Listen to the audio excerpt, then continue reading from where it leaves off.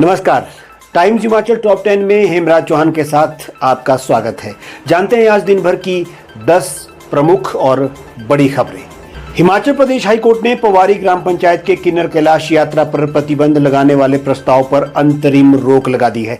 अदालत ने प्रशासन को कानून और सुरक्षा प्रोटोकॉल के तहत यात्रा जारी रखने के निर्देश दिए हैं और पंचायत को किसी भी तरह के हस्तक्षेप से रोका है। ये आदेश यात्रा आयोजित करने वाली 2 पंजीकृत संस्थाओं की याचिका पर सुनवाई के दौरान दिया गया है। राजधानी में बरसात से जल जनित बीमारियों के मामले सामने आने शुरू हो गए हैं। आईजीएमसी में पीलिया के रोजाना 2 से 3 मामले अस्पताल में आ रहे हैं। पिछले कल आईजीएमसी में 3 मरीज पीलिया से पीड़ित आए थे।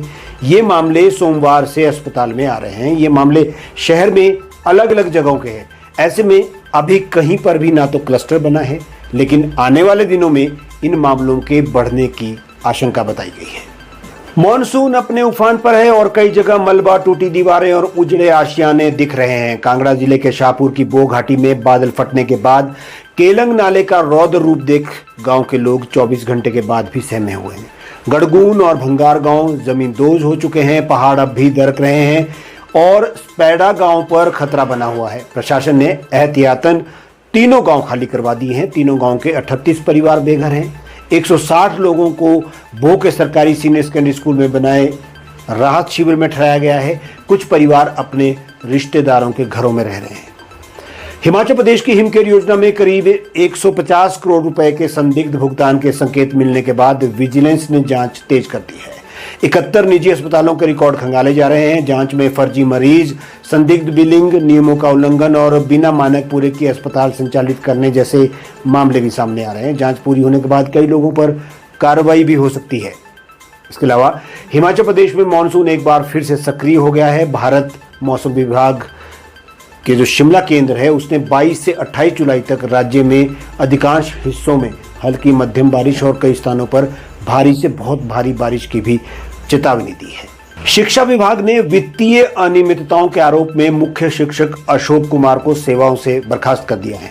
मुख्य शिक्षक पर आरोप है कि उन्होंने शिमला 3 में बीआरसीसी यानी ब्लॉक रिसोर्स कोऑर्डिनेटर के पद पर कार्यरत रहने के दौरान वित्तीय अनियमितताएं की हैं। विभागीय जांच में आरोप सिद्ध होने के बाद विभाग ने शिक्षक को सेवाओं से बर्खास्त किया है। उपनिदेशक प्रारंभिक शिक्षा निशा भलूनी के कार्यालय से शिक्षक के बर्खास्ती के आदेश भी जारी कर दिए गए हैं। हिमाचल प्रदेश की पहाड़ियों और घाटियों में वर्षों से जंगली पौधे के रूप में उगने वाली भांग अब प्रदेश की अर्थव्यवस्था का नया इंजन बनने जा रही है। जिस भांग का नाम अब तक नशे और अवैध कारोबार से जोड़ा जाता रहा, उसी से अब टी-शर्ट, थैले, रस्सियां, पुलें, चप्पलें, कागज, पैकेजिंग सामग्री और पर्यावरण अनुकूल निर्माण सामग्री तैयार की जाएगी। उत्तराखंड और असम के बाद राज्य सरकार की ग्रीन टू गोल्ड पहल के तहत हिमाचल को देश का प्रमुख हेम्प औद्योगिक भांग हब बनाने की तैयारी भी शुरू हो गई है। इधर हिमाचल प्रदेश पुलिस के हिम उपस्थिति अटेंडेंस पोर्टल को लेकर के पुलिस मुख्यालय की समीक्षा में चूक सामने आई है। समीक्षा में यह पाया गया है कि अब तक प्रदेश भर में पोर्टल का जो 100% है उसका पालन नहीं हो रहा है। बड़ी संख्या में अधिकारी और कर्मचारी या तो पोर्टल पर पंजीकृत नहीं है अथवा जो पंजीकृत है उसके बावजूद भी वो नियमित रूप से ऑनलाइन अपनी हाजिरी दर्ज नहीं कर रहे हैं। डीजीपी अशोक तिवारी ने सभी जिला और यूनिट प्रमुखों से 25 जुलाई तक रिपोर्ट मांग ली है।